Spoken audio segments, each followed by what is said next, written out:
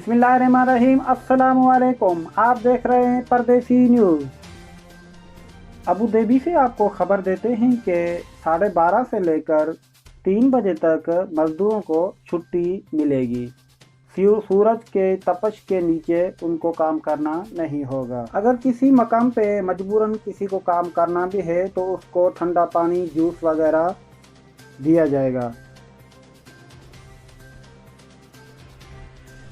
अगर इस कानून के कोई खिलाफ वर्जी करता है, अगर वो 12:30 से 3 बजे तक काम करता है तो उसको 5,000 से 50,000 धर्म गिरामा लगेगा। इंसानी हमदर्दी के नाते अब्दुर्रहीम मोहम्मद बिलगाज ने 613 लोगों को, कैदियों को अपने अखराजात पे अपने जेब से उनको अपने अपने मुल्कों में वापसी करने का फैसला कर दिया है। 613 कैदी जो अपने अपने मुल्क जाएंगे, उनकी टिकट के अखराजात भी अब्दुर्रहीम खुद उठाएगा। तो नाज़रीन, ये थी आज की मुख्तसर खबरें और हमें दीजिए इजाज़त।